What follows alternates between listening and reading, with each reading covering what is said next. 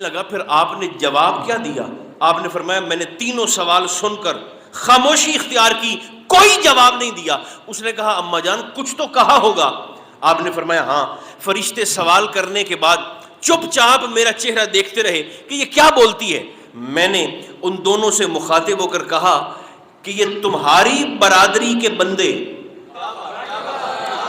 فرشتوں سے کہا تمہاری برادری کے بندے جب مدینہ میں کبھی غریب بن کر، کبھی یتیم بن کر، کبھی مسکین بن کر اور کبھی فقیر بن کر سیدوں کا دروازہ کھٹکھٹا کے جب روٹیاں مانگتے تھے، کبھی فضا نے بھی پوچھا تھا کہ تم کون ہو؟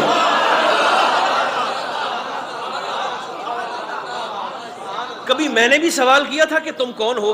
آج تم مجھ سے پوچھنے آ گئے ہو کہ اللہ کیا ہے، عقیدہ کیا ہے، دین کیا ہے، نظریہ کیا ہے؟ میں نے تو ساری زندگی ان کی خدمت میں گزاری ہے، آج ان سے پوچھو کہ یہ بھی مجھے اپنا کہتے ہیں کہ نہیں کہتے؟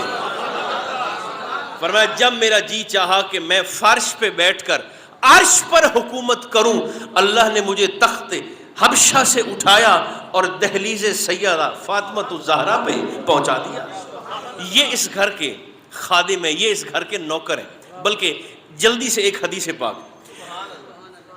نجران کے 18 عیسائی مدینہ منورہ میں حاضر ہوئے سرکار کی خدمت میں، لیکن ان کی ٹور ایسی ہے کہ ان عیسائیوں کے ہاتھوں میں سونے کی انگوٹھیاں،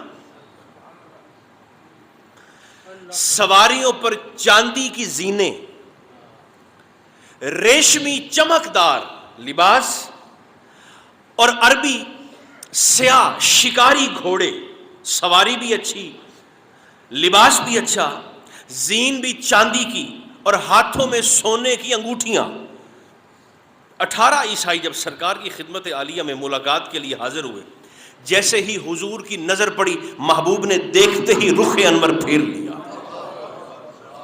سرکار نے چہرہ پھیرا، بڑے شرمندہ ہوئے، بڑے پریشان ہوئے کہ اتنا سفر کر کے ہم تو ملاقات کے لیے آئے اور مسلمانوں کے رسول نے چہرہ ہی پھیر لیا۔ واپس پلٹے، گفتگو بھی نہ کر سکے، کلام بھی نہ ہوا، جب چہرہ ہی پھر گیا واپس پلٹے۔ واپسی پر ان کی ملاقات ہوئی مدائن کے بادشاہ کے ساتھ، حضرت سلمان فارسی رضی اللہ تعالیٰ عنہ۔ جناب سلمان فارسی، آپ سے ملاقات ہوئی، ان عیسائیوں کے لٹکے ہوئے چہرے جب آپ نے دیکھے تو پوچھا کہ کیا ہوا؟ کہنے لگے کہ تم لوگ تو کہتے ہو کہ تمہارے نبی بڑے بااخلاق ہیں، ہم اتنا سفر کر کے آئے ملاقات کے لیے، ہمیں دیکھتے ہی چہرہ ہی پھیر لیا، کلام ہی نہیں کیا، ملاقات ہی نہیں کی، ہماری بات ہی نہیں سنی۔ جناب سلمان دل میں سوچتے ہیں کہ میرے رسول کے ہر عمل اور فعل اور قول میں کوئی نہ کوئی حکمت ضرور ہوتی ہے، اگر حضور نے چہرہ پھیرا ہے تو کوئی نہ کوئی وجہ ضرور ہوگی۔ آپ نے جب ان کے حلیوں پر غور کیا تو نظر پڑی سونے کی انگوٹھیوں پر۔ اب جنہیں اردو ذرا بہتر انداز سے سمجھ میں آتی ہے انہیں تو مزہ آ جائے گا۔ جناب سلمان نے ان عیسائیوں کو کیسے ان کی اوقات دکھائی۔ سب سے پہلے سونے کی انگوٹھیاں دیکھی اور فرمانے لگے یہ تم سونے کی انگوٹھیاں پہن کر اس کے سامنے شوخیاں مارنے کے لیے گئے ہو جس کے نوکر کا نام ابو ذر ہے۔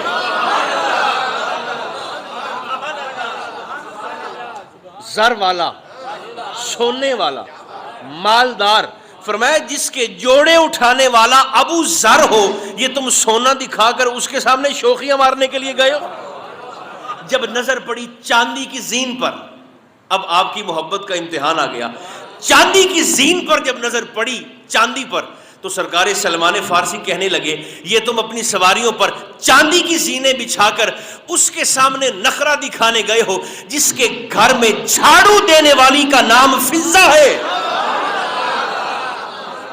فضہ کا معنی ہے چاندی، فضہ کا معنی ہے، فضہ کا معنی ہے چاندی، جس کے گھر میں بہاری، جھاڑو، بوکھر دینے والی بی بی کا نام فضہ ہے۔ اور جب لباس دیکھے تو فرمایا یہ تم ریشمی چمکدار لباس پہن کر اس کو روب دکھانے کے لیے گئے ہو جس کے نواسوں کے جوڑے اللہ جنت سے بھیج دیا کرتا ہے۔ اور یہ سیاہ شکاری گھوڑے یہ تم اس شخصیت کے سامنے لے کر گئے ہو جن کی سواری کا نام براق ہے. کیسے جناب سلیمان فارسی نے انہیں ان کی حیثیت دکھائی اور عظمت آل رسول اور گھرانہ مصطفیٰ کو واضح کیا. ایک بات یاد رکھیں،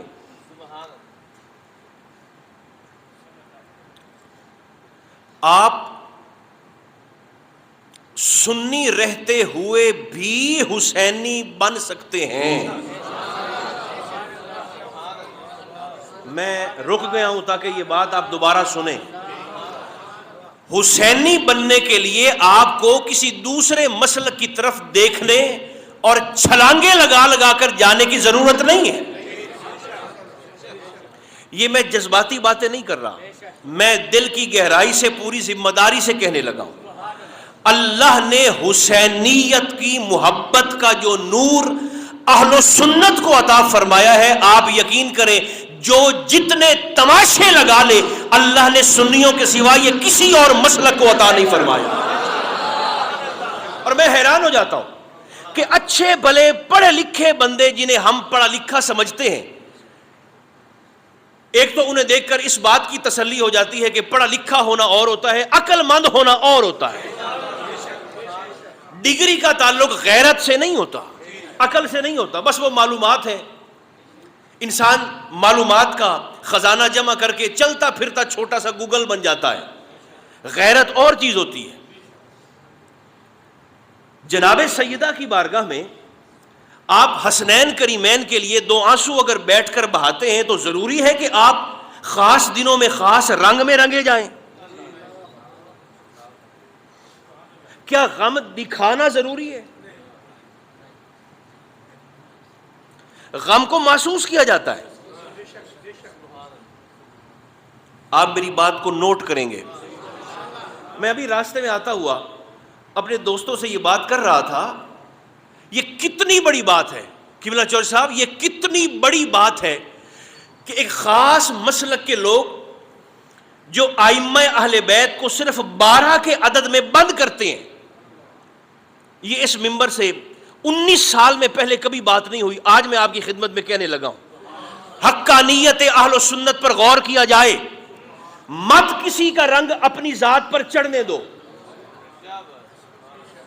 کسی دوسرے مسلک کی چھاپ اپنے مزاج پر مت لگنے دو. اس بات کو نوٹ کیا جائے، جو لوگ ائمہ اہل بیت کو صرف 12 کے عدد میں بند کرتے ہیں، ان سے میرا سوال ہے تمہارے ان 12 ائمہ میں ایک بھی امام اولاد حسن میں سے کیوں نہیں ہے؟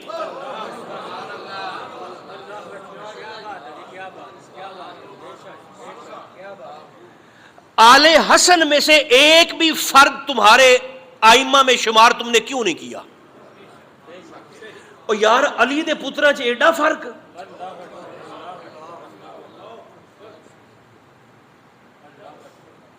جناب صدیق اکبر کے 3.5 سال 3.25 سال، سرکار فاروق اعظم کے 10-11 سال، جناب عثمان غنی کے 13-14 سال، مولا علی شیر خدا کے 4-4.5 سال. اتنے سالوں میں تقریباً 30 سال کے قریب عرصہ بنتا ہے. اتنے عرصے میں کردار حسینی کیا تھا؟ ابو بکر کے دور میں کردار حسینی کیا ہے؟ کیوں نہیں بتاتے لوگوں کو؟ فاروق اعظم کے زمانے میں کردار حسینی کیا ہے؟ عثمان غنی کے دور میں امام علی مقام کا کردار کیا تھا؟ مولا علی کے زمانے خلافت میں حسنین کریمین کا کردار کیا تھا؟ کیوں نہیں بتاتے؟ اس